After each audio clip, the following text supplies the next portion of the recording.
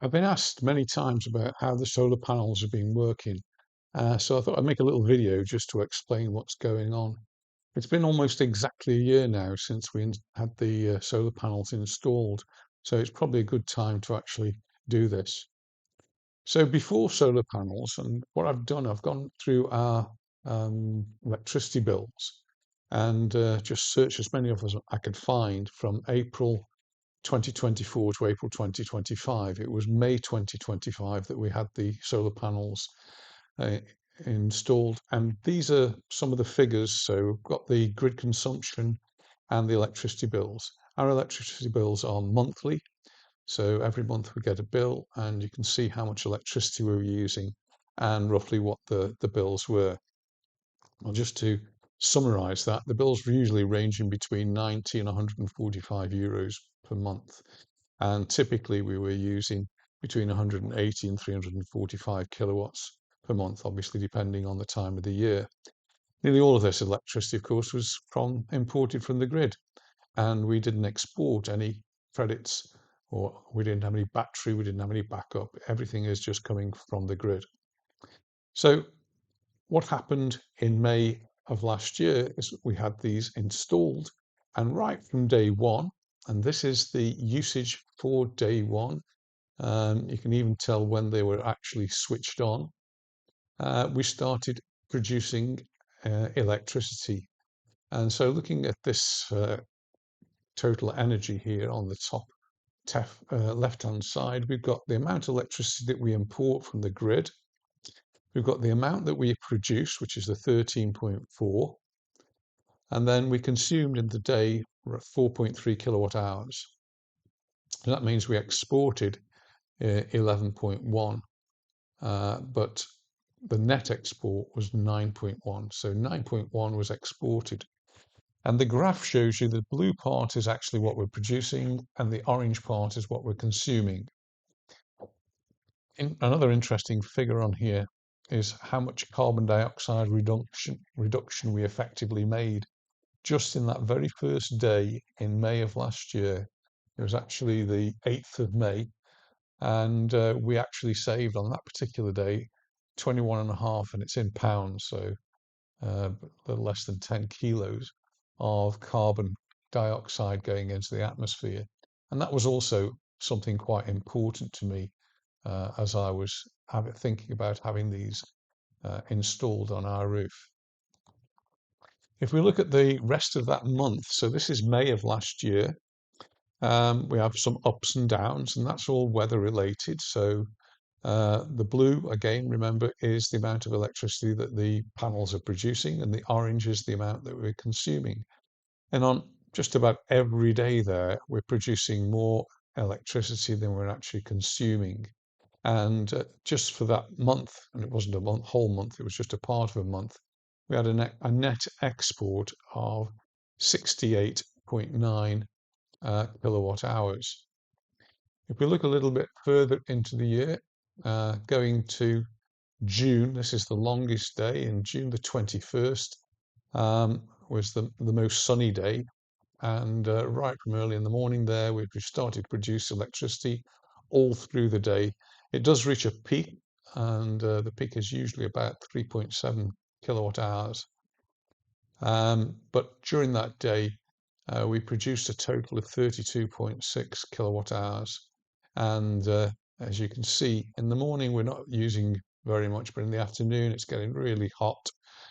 So the orange part dips down, and that's because we've probably got the air conditioning on quite high because it's getting really hot. The temperature in the top right says it was 75 degrees Fahrenheit. That may well be the average temperature for the whole day. Some of the days get a lot warmer than that. I do wish I could put this in Celsius into metric units, but they mix them up here. So we've got metric units mixed with imperial units. And on that particular day, 52.1 pounds, so that's about 20 kilos or so, of carbon dioxide was saved from going into the atmosphere effectively. Even though we were using a lot of electricity on that day, we still managed a net export of 16.5 kilowatt hours. If we move ahead again, this is August the 17th. I just looked this particular date up because August the 17th was the hottest day last year. So we've gone past the longest day. So you can see that the blue band is a little bit narrower now. The daylight hours are a little bit shorter, but we're still producing lots and lots of electricity, and we're actually consuming almost none. And I think that's probably because we were in the UK, and so the only things that were on were probably the refrigerator that we leave on, and maybe one or two other things. The router, can't think of anything else, but there would be other things that would be plugged in and consuming a very, very small amount of electricity. And so on that particular day, we managed to export 21 kilowatt hours. So just to look at the year of 2025, um, this is from May when we had them installed right through to December. You can see that just about every month, perhaps except December, I'm not sure about November, we produced more electricity than we used. So we were exporting to the grid, and the numbers get quite astronomical. So we've gone from kilowatt hours to megawatt hours now, and we're exporting 2.7 megawatt hours. We're like a small um, power station, I suppose. Wasn't all sunshine. As you can see, when we get to December, we probably consume more than we produced. And then as soon as we go into look at it on a daily basis, you can see that some days we must have had the heating on and using a considerable amount of electricity while actually making very little because it was dull. But still producing some electricity. But you can see now the net imported rather than exported. We imported 92 kilowatt hours. You go to January, that's a similar month. We're actually importing a lot of electricity, 203 kilowatt hours imported, and still producing some. So it is being somewhat offset. February, again, a little bit of export here, but we're actually using quite a lot of electricity as well. Jumping ahead to April, this is April of this year, 2026, and we had a fantastic April. You wouldn't believe it now that we're in May and we're not having such good weather, but it was a wonderful day, bar there's 2 or 3 days in the middle there where the clouds came over, but generally speaking, beautiful sunny days, using very little electricity because we don't need any heating, we don't need any cooling. And so the net export was 552 kilowatt hours in that month alone. So just lots and lots of electricity.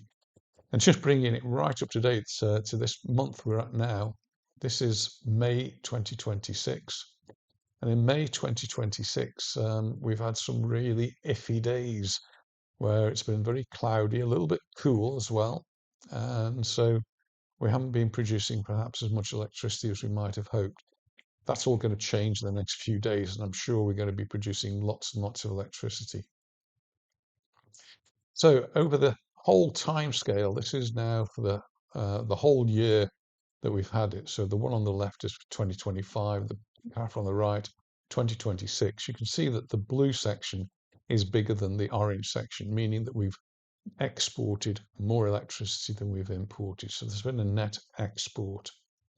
So those graphs are all fine, but what does that mean for our energy consumption, and has it actually saved us any money that we hoped it was going to do?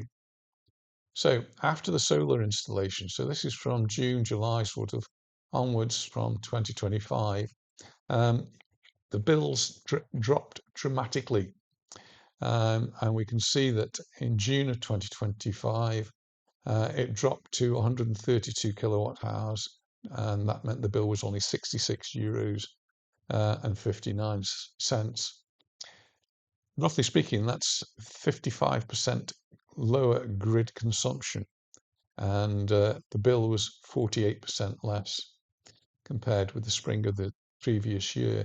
So straight away, as soon as we got our first bills, after the installation was up and running properly, we started to see a considerable saving. Then the major change came when we started to export electricity. We had to sign a contract with our electricity supplier, Endesa, to say that we were going to go onto a solar tariff, which meant that we were going to be exporting some of the electricity that we were actually creating ourselves. It's called tipo autoconsumo. We were actually creating electricity which we can actually get some compensation for. And that meant that our solar panels that were generating electricity and any unused power got exported back to the grid. And Endesa gave us some credit for that. So what did that do to our electricity bills? Well, if you look at August of 2025, when this is all up and running, the grid electricity that was consumed over the whole month was 807.5 kilowatt hours, and the electricity exported was 695.2 kilowatt hours. So the charge for the imported electricity would have been 1688, but we got a credit then of 4183, and the virtual battery also gave us a credit of 18 euros. So we did actually have a bill that month. It wasn't a zero or negative bill. I don't think that ever happens actually. Is 25.61. So we do still have a standing charge. We do still have a maintenance contract that we have with the electricity company. So there's always going to be some residual sort of bill that we're going to have to pay. So what's the overall impact? Well, grid dependence has obviously fallen substantially. So before we were typically using 200 to 300 plus kilowatt hours per month. But after the solar, large parts of our consumption were actually self-generated. And that's not actually shown in those graphs really, because that's coming from the electricity board, that the electricity that we're producing in the daytime, we're actually using some of that electricity before it gets exported to the Endesa, the electricity company. So a large part of our consumption is actually self-generated, and we export the energy that's offset some of the imported energy. Effective net consumption cost then becomes much, much lower. So bills drop dramatically. Before the solar, the typical bills were 100, 140 euros a month. After the solar, our typical electricity bills dropped often to 15 euros or 65 euros a month. It's approximately a 40 to 85% reduction in the costs, depending on what time of year it is and what we're using the electricity, how much electricity we're using. The summer performance is obviously especially strong. Our system performs really well in July, August, and September because they are the renowned sunny days. We export very large amounts of electricity in the summer, 540 to 697 kilowatt hours were exported per month. And that's why the bills sort of collapse during those months. There is no important nuance though. Our actual household electricity usage may not have fallen very much. In fact, I think our electricity usage has actually increased as we've not been so scared to use the air conditioning or the heating aspect of the air conditioning units. So they've been used a lot more. Dishwashers may have been turned on more, tumble dryers and so on. Because we now generate much of our own electricity, and the bills only show what you actually still need from the grid. So the consumption from the grid figures after the solar are not directly comparable with the total household electricity used before solar. Our true total usage is likely to be much higher than the build import numbers because much is now supplied directly by the panels. So one thing that we've actually changed, we always used to put the dishwasher, for example, on just before we went to bed and let it run through the night. Now we put it when we get up in the morning when the daylight's out and we're generating electricity. That's when the dishwasher goes on, and we're using electricity that's coming directly from the panels. So yeah, we've changed a little bit in our way of thinking. So the solar installation appears to have been highly effective, and that's just based on the bills. The grid electrical purchase has dropped sharply. We've become a substantial exporter in the sunny months. Monthly electricity bills fell from roughly 120 or so uh, euros on average to sometimes below 30 euros. The export credits and the virtual battery are significantly reducing our costs. So at the moment, the estimates of the annual savings seem to be between 800 and 1,200 euros a year versus our pre-solar system. And we paid 8,000 euros for our system. That was everything installed. On top of that, we do get a 50% reduction in our uh, council tax. It's called the IBI over here. So that's been reduced. We may get some of the money back in a grant. I don't know. And we may get a tax reduction when we do our tax return this year. We may be able to claim some of the money back. So we should get that money back fairly quickly, I think, in just the next 4 or 5 years rather than having to wait 8 or 10 years. So the data strongly suggests that the system is performing well and is sized just right. So when they came to measure up, they initially said 6 panels for our house. But I wanted extra panels, so I actually asked for 10 panels. So we've got 10 panels on our roof, and I think that's going to keep us going for a bit longer.